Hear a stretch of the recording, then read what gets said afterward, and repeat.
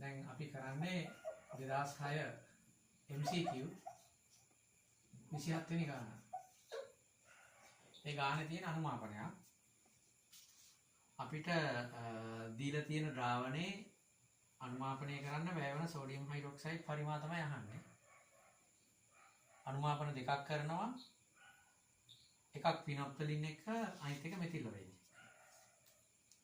දැන් අදාළ ද්‍රාවණයේ තියෙනවා H2SO4 ඇසිටික් අම්ලය.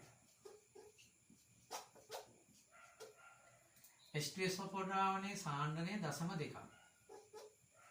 වැඩි 10 ඍණ 3යි. වැඩි 25ක්.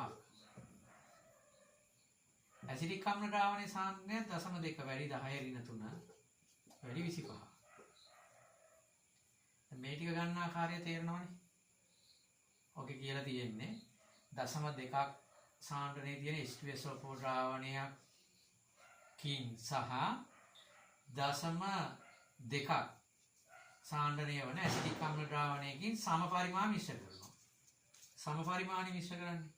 අපි හිතමු H2SO4 ද්‍රාවණයෙන් ගන්නවා V පරිමාව. ඇසිටික් අම්ල ද්‍රාවණයෙන් ගන්නවා V පරිමාව. එතකොට මේ දෙක මිශ්‍ර කරාම 2යි V වෙනවා. V පරිමාවයි මිශ්‍ර කරාම 2යි V වෙනවා. එහෙම නැත්නම් අපි හිතමු ඇසිටික් අම්ල ද්‍රාවණයෙන් ගන්නවා ඝන සෙන්ටිමීටර් 25ක්. H2SO4 ද්‍රාවණයෙන් ගන්න ඝන සෙන්ටිමීටර් 25ක්. සම සාන්ද්‍රණයේ තියෙන ද්‍රාවණ දෙකෙන් 25 ගන්නවා. අරගත්තම ද්‍රාවණේ 50යි. එතකොට ද්‍රාවණේ 50යිනේ. ඒ ද්‍රාවණයෙන් ඝන සෙන්ටිමීටර් 25ක් ගන්නවා. එතකොට මේ ගතපු ඝන සෙන්ටිමීටර් 25 තුල H2SO4 පරිමාව කොච්චරයි දෙන්නේ? 12.5යි. ඇසිටික් අම්ලයේ පරිමාව කොච්චරයි දෙන්නේ? 12.5යි. හරිද? එතකොට ඒ අනුව අපේ මිශ්‍රණයේ ඇසිටික් අම්ලයේ ඉන්නවා H2SO4 ඉන්නවා. දෙකෙන්ම සම පරිමාණ මිශ්‍ර කරලා ද්‍රාවණයක් හදා ගන්නවා. ඒ ද්‍රාවණය S.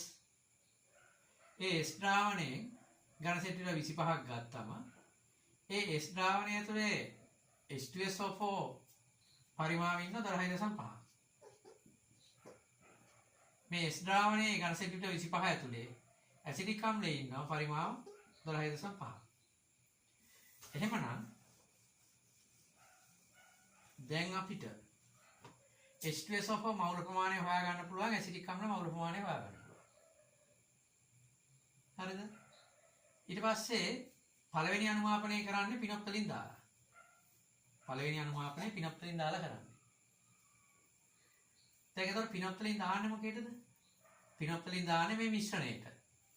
අනුමාපනය කරන්න ගන්නේ සෝඩියම් හයිඩ්‍රොක්සයිඩ්. සාමාන්‍යයෙන් අපි දර්ශක එකතු කරන්නේ අනුමාපන ප්ලාස්කුවට. සාමාන්‍යයෙන් අනුමාපන ප්ලාස්කුවට ගන්නේ බස්මයක්. දැන් මෙතනදී කරලා තියෙන්නේ අනුමාපන ප්ලාස්කුවට අරන් තියෙන අම්ලයක්. කොහොම හරි අනුමාපන ප්ලාස්කයකට තමයි අපි දර්ශකය දාන්නේ. දැන් මේ අනුමාපන ප්ලාස්කය ගන්න.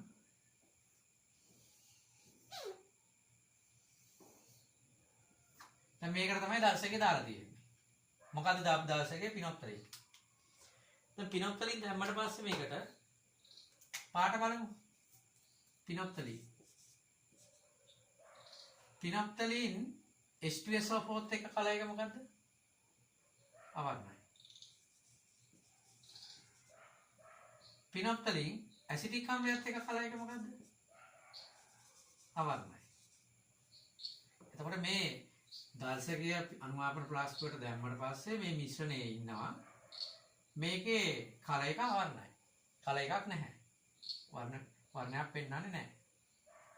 එතකොට ඇයි H2SO4 නිසා පිනොප්තලින් අවර්ණ වෙන්නේ? ඇයි ඇසිටික් අම්ලය නිසා පිනොප්තලින් අවර්ණ වෙන්නේ? ඒක වෙනම පාඩමක්. එතකොට මේ දර්ශක එක එක pH පරාසයන් වලට අදාළ ද්‍රාවණත් එක්ක පෙන්නන කල එක වෙනම දැනගන්න ඕන එක. ඒක මෙතන කරන්න කිව්වොත් වෙනම පාඩමක් වෙනවා. ඒක අපි දැනගන්න ඕන එක. right. එතකොට දැන් අවසානයේ සමස්ත මේ ද්‍රාවණයේ තුල සමස්ත වර්ණය කල එකක් නැහැ අවර්ණයි.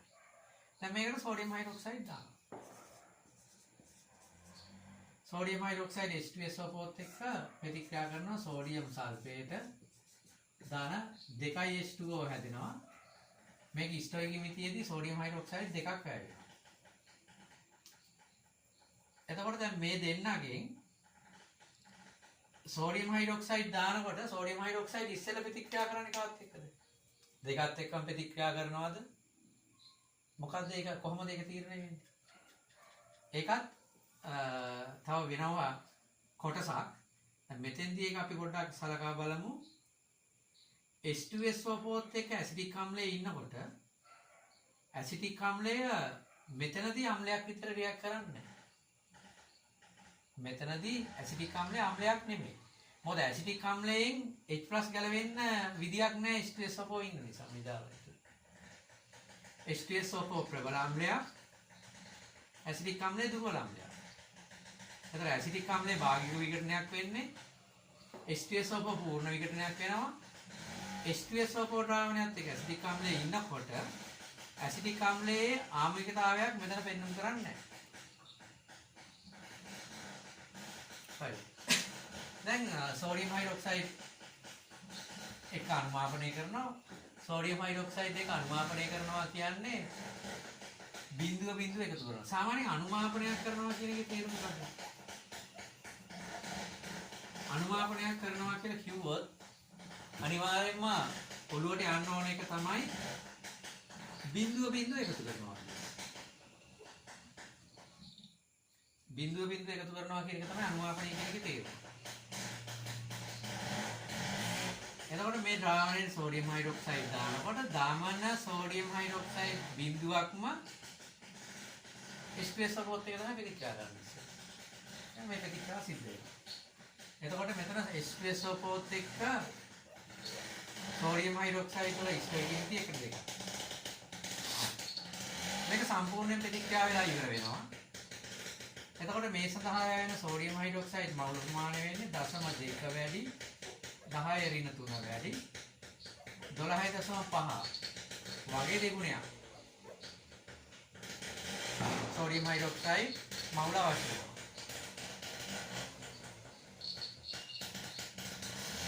ඇසිටික් අම්ලය ගත්තට පස්සේ සෝඩියම් හයිඩ්‍රොක්සයිඩ් H2SO4 එක ප්‍රතික්‍රියා වෙලා ඉවරයි. සම්පූර්ණ ප්‍රතික්‍රියා වෙලා සෝඩියම් සල්ෆේට් හැදෙනවා. සෝඩියම් සල්ෆේට් හැදෙන්නෙත් මේක ඇතුලේ. දැන් සෝඩියම් සල්ෆේට ධන ජලය සෝඩියම් සල්ෆේට වෙනම ගත්තොත් ඒක උදාසීනයි. එතකොට උදාසීන ලවණයක්. දැන් උදාසීන අවස්ථාවේදී පිනොක්ටලින් වල වර්ණය අවර්ණයි. ඒක නිසා තාම අවර්ණයි. ඒක නිසා අපි තව එකතු කරනවා සෝඩියම් හයිඩ්‍රොක්සයිඩ් බිඳුව. සෝඩියම් හයිඩ්‍රොක්සයිඩ් එකතු කරනකොට සෝඩියම් හයිඩ්‍රොක්සයිඩ් දැන් ඇසිටික් අම්ලයත් එක්ක ප්‍රතික්‍රියා කරන්න පටන් ගන්නවා. සෝඩියම් හයිඩ්‍රොක්සයිඩ් ඇසිටික් අම්ලයත් එක්ක ප්‍රතික්‍රියා කරලා ඇසිටික් අම්ලය සම්පූර්ණයෙන්ම අවසන් වෙනකොට හැදෙනවා සෝඩියම් ඇසිඩේස් CH3COO එන්නේ දාන ජලය. මේ සෝඩියම් ඇසිටේට් ලවණය බාස්මික ලවණයක්. බාස්මික ලවණයක් වගේම ප්‍රබල බාස්මික පරාසයක තමයි තියෙන්නේ. එහෙමනම් මුල් අවස්ථාවේදී උදාසීන වෙලා හිටියා. මුල් අවස්ථාවේදී ආම්ලික වෙලා හිටියා. ආම්ලික ද්‍රාවණය දැන් අවසානයේ ප්‍රබල බාස්මික ද්‍රාවණයක් බවට පත් වෙනවා. ප්‍රබල බාස්මික ද්‍රාවණයක් බවට පත් වෙනකොටම කල එක අවර්ණ පාට රතු රෝස වර්ණයක් බවට පත් වෙනවා. ඒ කියන්නේ අවසානයේ කියන්න තියෙන්නේ H2SO4 ඇසිටික් අම්ලයත් එක්ක සම්පූර්ණයෙන් ප්‍රතික්‍රියා කරනවා. ඒ දෙකත් එක්කම සෝඩියම් හයිඩ්‍රොක්සයිඩ් ප්‍රතික්‍රියා කරනවා. දෙකේම තියෙන මවුල ප්‍රමාණය අවසන් වෙනවා. එතකොට ඇසිඩික් අම්ලයත් එක්ක ප්‍රතික්‍රියා කරන්න අවශ්‍ය සෝඩියම් හයිඩ්‍රොක්සයිඩ් මවුල ප්‍රමාණය වෙන්නේ එකට එක ස්ටෝකියෝමීටර් නිසා 0.2 වැඩි 10⁻³ වැඩි 12.5. දැන් මෙන්න සෝඩියම් හයිඩ්‍රොක්සයිඩ් මවුල ප්‍රමාණය මේ අනුමාපනයේ සඳහා. එහෙමනම් අන්නේ ඒ මවුල ප්‍රමාණය ලබා ගන්න 0.2 වැඩි 10⁻³ වැඩි 12.5 දෙකෙන් ගන්නවා අපි ගමු 25යි කියලා. ධන 0.2 වැඩි 10⁻³ වැඩි 12.5. මෙන්න මේ සම්පූර්ණ මවුල ප්‍රමාණය ලබා ගන්න භාවිතා කරන සෝඩියම් හයිඩ්‍රොක්සයිඩ් ද්‍රාවණයේ සාන්ද්‍රය 0.1යි. 0.1 වැඩි කිරීම 10⁻³ වැඩි කිරීම V පරිමාවක් වැය වෙන්න ඕන. එතකොට නොයි V තමයි අපිට හොයන්න ඕන. බලමු මේ V කොහොමද දෙන්නේ කියලා. මෙතන එනවා 25 දෙකෙන් ගන්නවා 50යි. 5 වැඩි 10⁻³ ධන. මෙතන එනවා 12.5 දෙකෙන් වැඩි වුණාම 25යි. 2.5 වැඩි 10⁻³ සමානයි. මෙතන එනවා 0.1යි V වැඩි 10⁻³ 10⁻³ කැන්සල් වුණොත් දශම ස්ථාන වලට දශම ස්ථාන අයින් කරොත් මෙතෙන්ට 50 දාලා ධන මෙතෙන්ට 25 දානවා සමානයි 1යි V සමානයි 25යි 50යි 75. ඝන සෙන්ටිමීටර් 75 පැය. මෙන්න පිනොප්තලින් දාලා අනුමාපනය කරනකොට වැයවන සෝඩියම් හයිඩ්‍රොක්සයිඩ් පරිමාව 45. right. දැන් මේකම මෙතිල් වලින් දාලා අනුමාපනය කරොත් කොහොමද රියැක්ට් කරන්නේ? ඒක අපි දෙවෙනුව බලමු. right. 2006 MCQ 27 වෙනි ගානේ අනුමාපන ගානක් තියෙන්නේ. අනුමාපන දෙකක් කරලා තියෙනවා. පළවෙනි අනුමාපනයේ පිනොප්තලින් එක. ඒක අපි දැන් කරා. දෙවෙනි අනුමාපනයේ මෙතිල් ඔරෙන්ජ් එක. පළවෙනි අනුමාපනයේ සඳහා පිනොප්තලින් දර්ශකයේ තියෙන වෙලාවට වැය වන NaOH පරිමාව කීයද කියලා අහනවා. දෙවෙනි අනුමාපනයේදී මෙතිල් ඔරෙන්ජ් තියෙන අවස්ථාවේදී වැය වන NaOH පරිමාව කීයද කියලා අහනවා. ඔය දෙක තමයි අහන්නේ. දැන් අපි බලමු දෙවෙනි අනුමාපනය. කියන්නේ මෙතිල් ඔරෙන්ජ් එක අනුමාපනය කරනකොට වැය වන සෝඩියම් හයිඩ්‍රොක්සයිඩ් පරිමාව. දැන් මේකෙදි පළවෙනි ගානත් දෙවෙනි ගානෙන්ම පළවෙනි අනුමාපනයත් දෙවෙනි අනුමාපනයෙන්ම තේරුම් ගන්න පුළුවන් වෙන විදිහට දෙවෙනි අනුමාපනය කරන්න. එතකොට පළවෙනි එක නොබල වුණත් මෙතනින් කරගන්න පුළුවන්. බලමු මොකද්ද වෙන්නේ කියලා. දැන් මෙතන කරලා තියෙන්නේ සාන්ද්‍රණයේ සමාන වන ඇසිඩික් අම්ල ද්‍රාවණයකුයි H2SO4 ද්‍රාවණයකුයි අරගෙන S කියලා ද්‍රාවණයක් හදලා ඒ S කියන ද්‍රාවණයෙන් 25ක් කරන් තියෙන්නේ. ඒක පැහැදිලි කරමු ඉස්සෙල්ලා. ඉස්සෙල්ලාම 0.1යි මවුල 2යි මවුල ගන්න ඩෙසිමීටරයට H2SO4 ද්‍රාවණයක් තියෙනවා. 0.2යි මවුල ගන්න ඩෙසිමීටරයට ඇසිඩික් අම්ල ද්‍රාවණයක් තියෙනවා. මේ ද්‍රාවණ දෙකෙන් සම පරිමා ගන්නවා.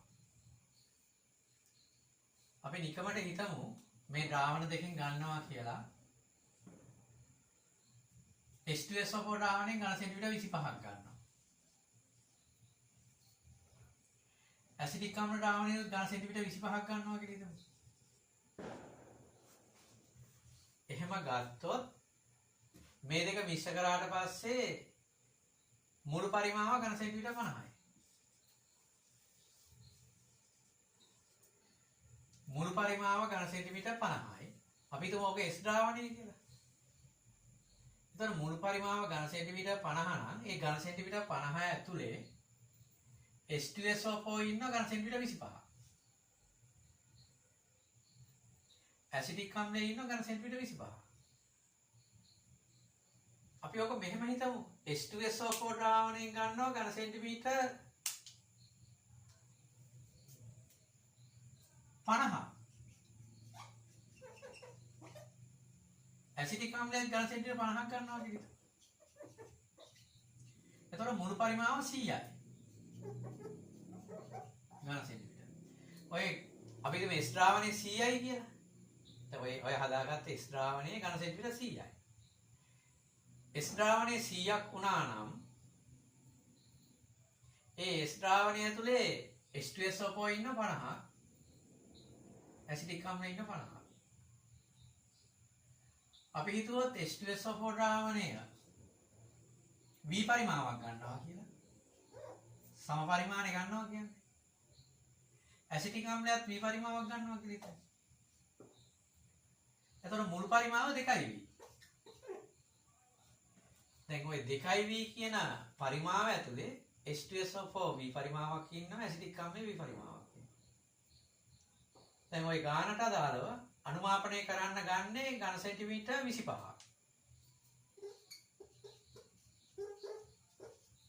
ඝන සෙන්ටිමීටර් S ද්‍රාවණයෙන් ඝන සෙන්ටිමීටර් 25ක් ගන්නෙ.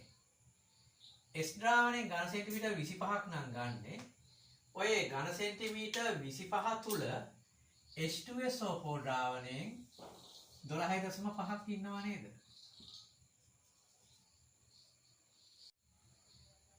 දැන් එතකොට මේ 25 තුල H2SO4 ඉන්න 12.5.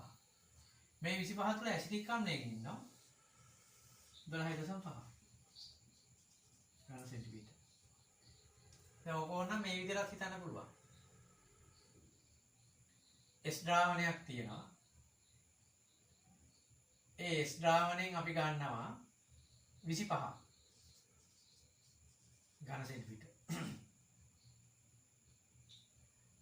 ඔය S ද්‍රාවණයෙන් ඝන සෙන්ටිමීටර් 25ක් ගත්තම ඕක ඇතුලේ H2SO4 සහ ඇසිටික් අම්ලය සම පරිමා තියෙනවා. මේක දෙකෙන් බෙදුවා නම් ඉවරයිනේ. එතකොට 12.5. H2SO4 වලින් 12.5ක් ඉන්නවා.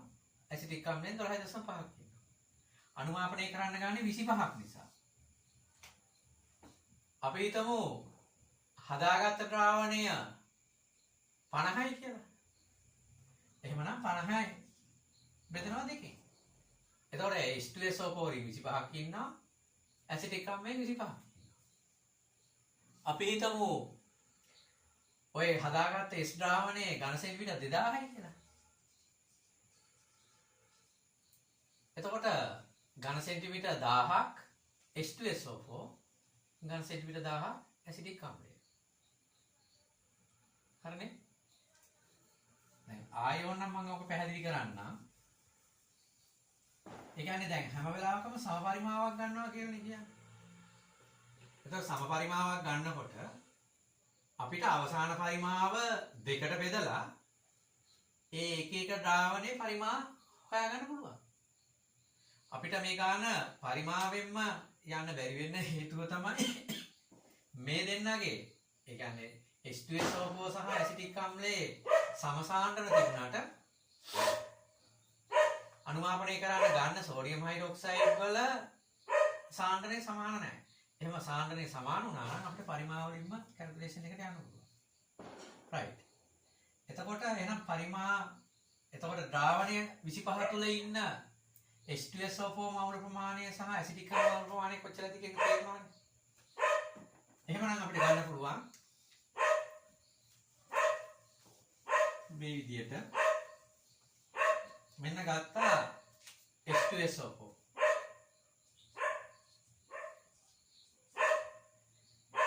ඇසිටික් අම්ල.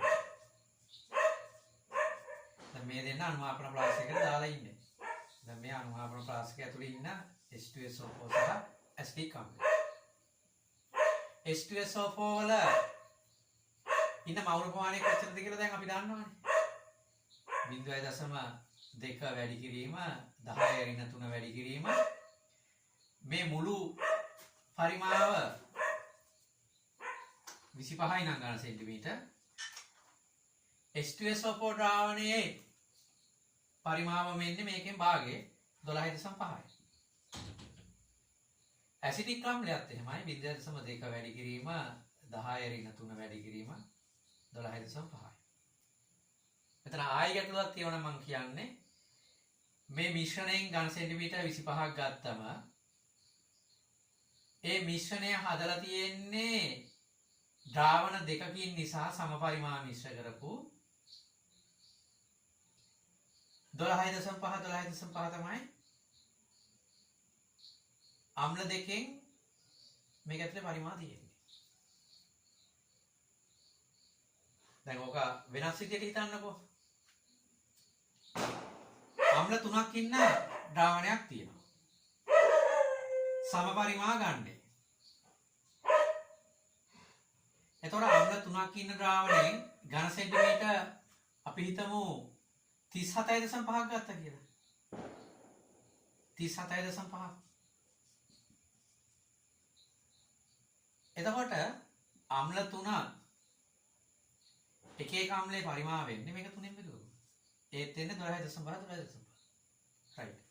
ඒක වෙනම කල්පනා කරන්න.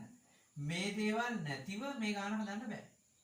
ඒකත් මතක තියාගන්න. මේ සියුම් දේවල් තියෙන්න ඕන. මේවයේ මේ සියුම් දේවල් මග ඇරෙන නිසා තමයි මේ ගාන සංකීර්ණ වෙන්නේ. හරි. දැන් මෙන්න අනුමාපනය කරනවා. අනුමාපනය කරන දර්ශකය දාන්නේ මේකට. අපි කලිනුත් කිව්වා සාමාන්‍යයෙන් අපි අනුමාපන ප්‍රාක්ෂයකට ගන්නේ භස්මයක්. දැන් මෙතෙන්දී අරන් තියෙන අනුමාපන ප්‍රාක්ෂයකට අම්ලයක්. සාමාන්‍ය කියලා කියන්නේ සාමාන්‍ය තත්ත්වය. අපි සාමාන්‍ය ප්‍රතික්‍රියාවක් අනුමාපනයක් කරනකොට අපි අනුමාපන ප්‍රාක්ෂයකට ගන්නේ භස්මයක්. දැන් මෙතෙන්දී අරන් තියෙන අම්ලයක්. දැන් දර්ශකය දාන්නේ අපි අනුමාපන ප්‍රාක්ෂයකට. දැන් මෙතිල් වලින් දර්ශකය අපි දානවා. මෙතිල් වලින් දර්ශකය දැම්මම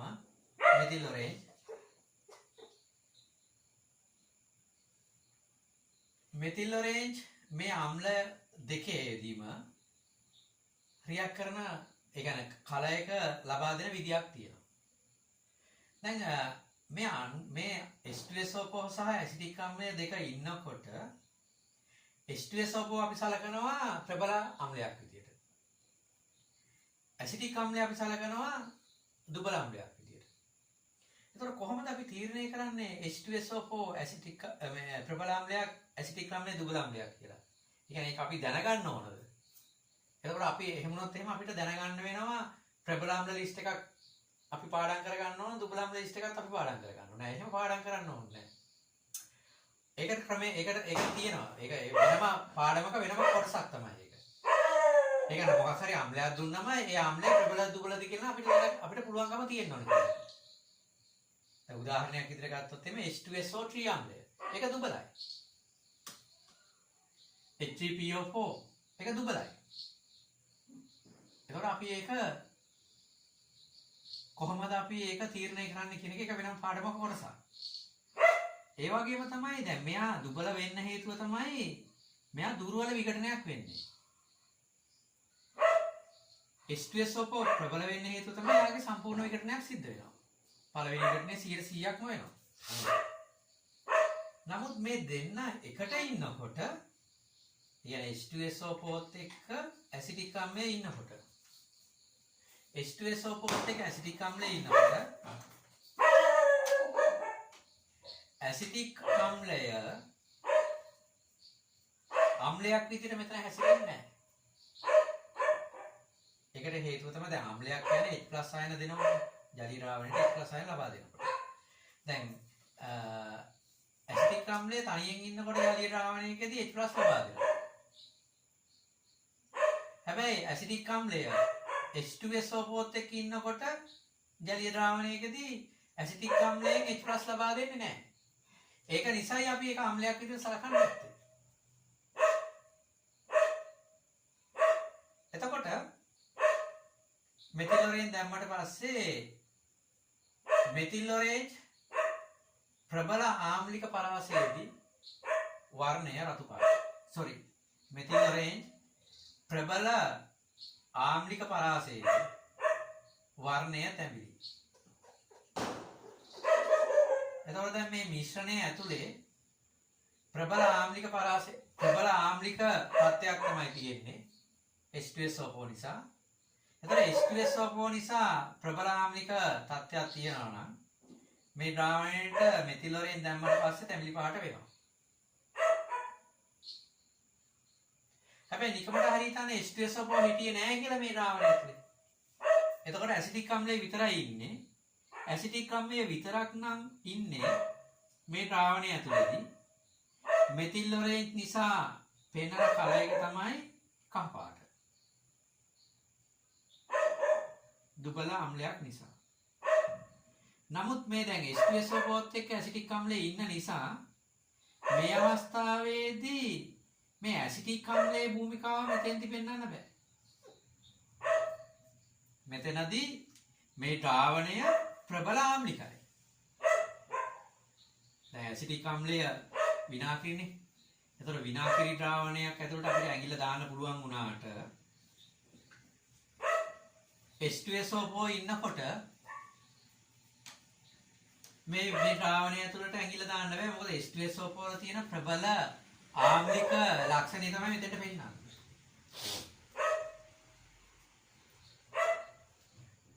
right. එතකොට H2SO4 හිටියේ නැත්නම් මේක ඇතුලේදී මෙතිල් ඔරෙන්ජ් වලදී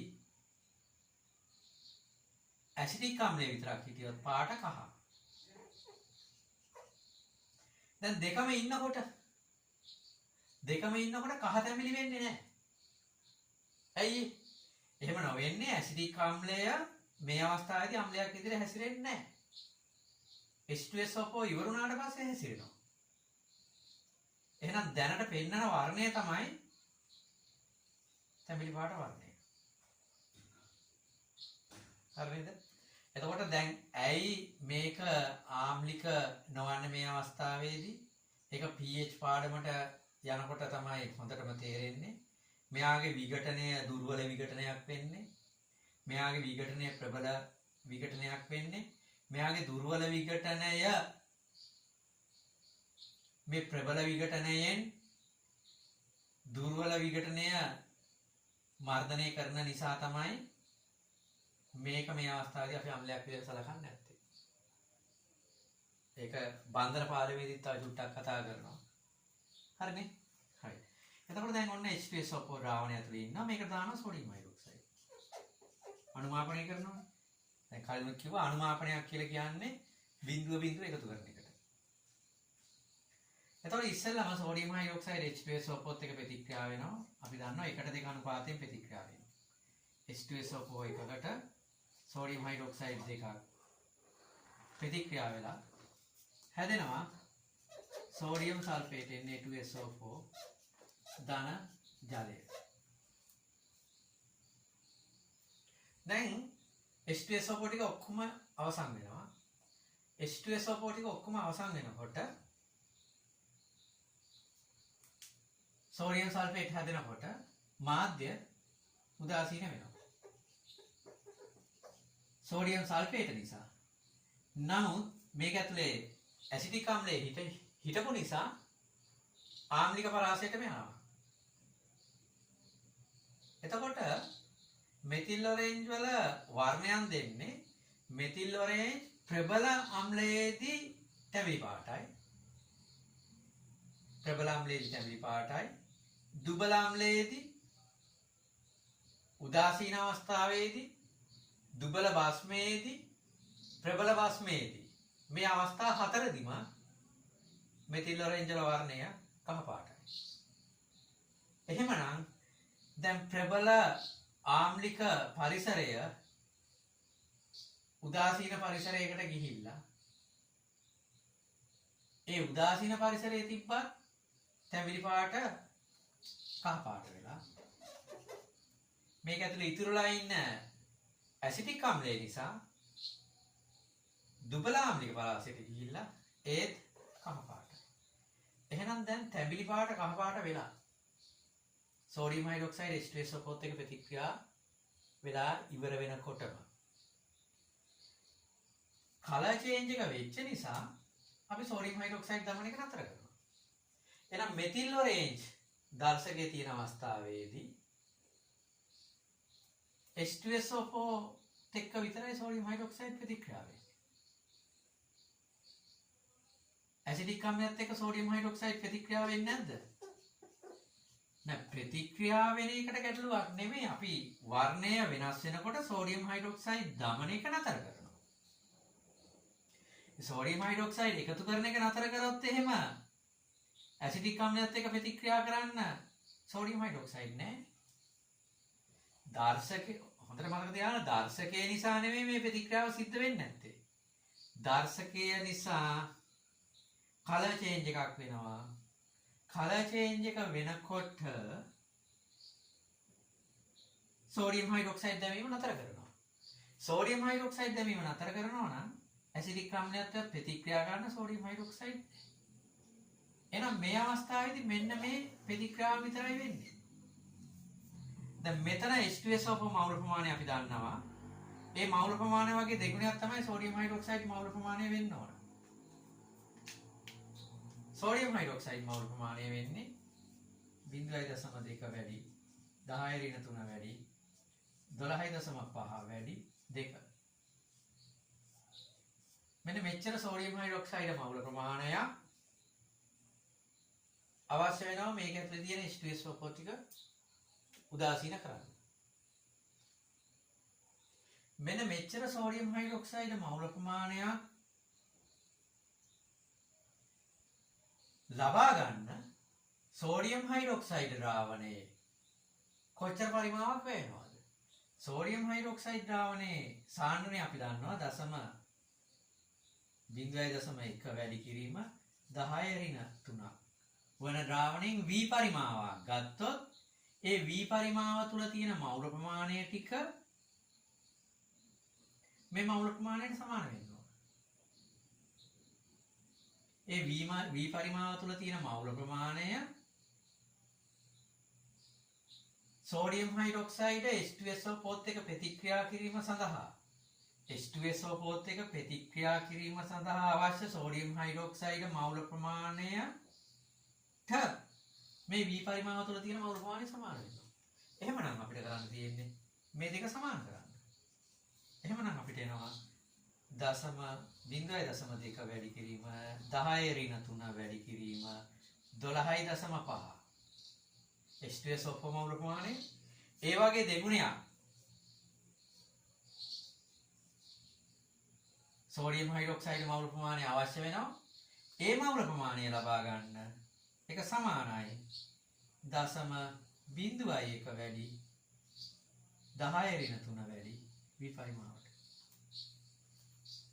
දැන් මේක සුළු කරා නම් අපිට එනවා 0.2 මේක සුළු කරා නම් අපිට එනවා 0.2 වැඩි 10^3 වැඩි 12.5 දෙකෙන් වැඩි කරා නම් 25යි. 25 දෙකෙන් වැඩි කරා නම් 50යි. දශම ස්ථානයක් නිසා 5 වැඩි කිරීම 10^3 සමානයි. මෙතන දශම ස්ථානය අයින් කරා නම් 1 වැඩි කිරීම 10^3 වැඩි කිරීම v 10^3ට 10^3 කැපුණ නම් ආයි බලමු එක 0.2 වැඩි 10^3 වැඩි 25 සමානයි 0.1 වැඩි 10^3 වැඩි v ට 10^3ට 10^3 කපනවා 25 0.2 වැඩි කරාම 5යි සමානයි 0.1 v වලින් වැඩි කරාම 0.1 v සමානයි 50යි අනුත්තරේ එහෙනම් මේ ගානේදී 2027 වෙනි ගානේදී පිනොප්තලින් දර්ශකයේ තියෙනකොට වැය වෙලා තියෙන අනුමාපනයේට සෝඩියම් හයිඩ්‍රොක්සයිඩ් 75ක් මෙතිලරේන්ත අවස්ථාවේදී වැය වෙලා තියෙන සෝඩියම් හයිඩ්‍රොක්සයිඩ් 50ක් මේ පරිමා දෙක වෙනස් වෙන්න හේතුව දර්ශකයේ නිසා නෙමෙයි. දර්ශකයේ බලපෑම නිසා. මේ පරිමාදික වෙනස් වෙන්න හේතුව දර්ශකයේ නිසා නෙමෙයි.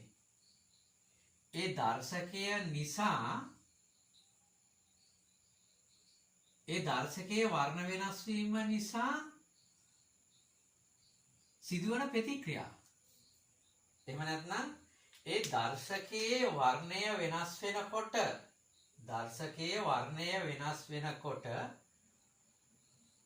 ඒ වෙනස් වෙන කාලය තුලදී සිදුවන ප්‍රතික්‍රියා වර්ග දෙකේ වෙනස් වීම. පළවෙනි ප්‍රතික්‍රියාවේදී පළවෙනි අනුමාපනයේදී ප්‍රතික්‍රියාවල නෙවෙයි අනුමාපනයේදී පළවෙනි දර්ශකයේ දාලා පළවෙනි අනුමාපනයේදී එතන ප්‍රතික්‍රියා දෙකක් සිද්ධ වෙනවා. දෙවෙනි අනුමාපනයේදී එක ප්‍රතික්‍රියාවයි සිද්ධ වෙනවා. මේ ප්‍රතික්‍රියා දෙකක් සිද්ධ වෙනවද එකක් සිද්ධ වෙනවද කියලා තීරණය වෙන්නේ දර්ශකයේ මත නෙමෙයි. දර්ශකයේ කලර් චේන්ජ් එක වෙනකොට එකතු කරන සෝඩියම් හයිඩ්‍රොක්සයිඩ් ලිමිට් වීම නිසා. දැන් වර්ණය වෙනස් වීමේදී තමයි සෝඩියම් හයිඩ්‍රොක්සයිඩ් එකතු කරන එක නතර කරන්නේ. ඒතර වර්ණය වෙනස් වීම තීරණය කරන්නේ මේක ඇතුලේ තියෙන ආම්ලික පරාසයන් එක්ක. right. ඒක නිසා ඔක තමයි ගාන. දැන් මේ ගානේදී මේ ගාන හදනකොට මේ ගානයට අදාළව දැනගන්න ඕන තියරි තමයි අනිවාර්යයෙන්ම දර්ශක කොහොමද එක එක pH පරාසයන් වලදී වර්ණය වෙන්නේ කියන එක. එක pH පරාසයන් වලදී දර්ශක ලබා දෙන වර්ණයන් මොනවද කියන එක දැනගන්න ඕනේ. දෙවෙනි එක තමයි දැන් මේ ද්‍රාවණ ගත්තම අම්ල ගත්තොත් අම්ලයක් තනියෙන් ඉන්නකොට කොහොමද ඒකේ මාධ්‍ය තුල ආම්ලිකතාවයේ තීරණය වෙන්නේ? තව කෙනෙක් එක්ක ඉන්නකොට කොහොමද? දැන් උදාහරණයක් විදිහට මෙතන H2SO4 ඇසිටික් අම්ලයේ H2SO4ත් එක්ක ඉන්නකොට ප්‍රබලයක් කෙනානේ හැම වෙලාවකම නියෝජනය වෙන්නේ. ඇසිටික් අම්ලය H2SO4ත් එක්ක ඉන්නකොට ඇසිටික් අම්ලය කියන්නේ අම්ලයක් නෙවෙයි. කොටිම කියනවා. හැබැයි H2SO4 තනියෙන් හිටියත් ඇසිටික් අම්ලයත් එක්ක හිටියත් එයාගේ ප්‍රබල ආම්ලික භාවය අපෙන්නවා. ඔක අම්ල වලට විතර නෙවෙයි භස්ම වලටත් ඔක බලපානවා. දැන් ප්‍රබල භස්මයක දුබල භස්මයක ගමු අපි. සෝඩියම් හයිඩ්‍රොක්සයිඩ් සහ ඇමෝනියම් හයිඩ්‍රොක්සයිඩ්. දැන් සෝඩියම් හයිඩ්‍රොක්සයිඩ් තනියෙන් හිටියත් ඇමෝනියම් හයිඩ්‍රොක්සයිඩ් එක්ක හිටියත් සෝඩියම් හයිඩ්‍රොක්සයිඩ් වල ප්‍රබලතාවය නියෝජනය වෙනවා. හැබැයි ඇමෝනියම් හයිඩ්‍රොක්සයිඩ් තනියෙන් හිටියොත් එයා දුබල භස්මයක් විදියට හැසිරෙනවා. ඇමෝනියම් හයිඩ්‍රොක්සයිඩ් සෝඩියම් හයිඩ්‍රොක්සයිඩ් එක්ක හිටියොත් සෝඩියම් හයිඩ්‍රොක්සයිඩ් මේ පද්ධතියෙන් අයින් වෙන තාක් ඇමෝනියම් හයිඩ්‍රොක්සයිඩ් භස්මයක් විදියට නියෝජනය වෙන්නේ නැහැ කිසිම අවස්ථාවක. එයාගෙන් මේ භාෂ්මිකතාවය සඳහා කිසිම බලපෑමක් වෙන්නේ නැහැ. දැන් අපි මෙහෙම ගත්තොත් H2SO4 සහ HCl මේ දෙකම එකට ඉන්නකොට මේ ද්‍රාවණයේ ආම්ලිකතාවයට H2SO4 වලින් ලැබෙන H+ ටිකයි HCl වලින් ලැබෙන H+ ටිකයි දෙකම බලපානවා. හැබැයි මෙහෙම වුණාට H2SO4 ඇසිටික් අම්ලයත් එක්ක ඉන්නකොට මේ පද්ධතියේ ආම්ලිකතාවය සඳහා H2SO4 වලින් විතරයි බලපෑම දෙන්නේ. දුබල එක්කෙනාගෙන් බලපෑමක් දෙන්නේ නැහැ. මේක හරියට තේරුම් ගන්න ඕන. මේක හරියට තේරුම් ගත්තේ නැත්නම් මේක ගන්න කරන්නේ නැහැ. එතකොට අපි වෙනම පාඩමකින් කොහොමද මේ දර්ශකත් එක්ක අම්ල භස්ම කලර් චේන්ජ් එක දෙන්නේ? කොහොමද මේ අම්ල දෙකක් ඉන්නකොට ප්‍රබල අම්ල දුබල අම්ල කියලා දෙකක් ඉන්නකොට කාගේ නියෝජනයක්ද වෙන්නේ? ඒ කියන්නේ ආම්ලිකතාවය සඳහා කාගේ නියෝජනයක්ද ලබා දෙන්නේ? ඒක අපි වෙනම කතා කරමු. රයිට් එහෙනම්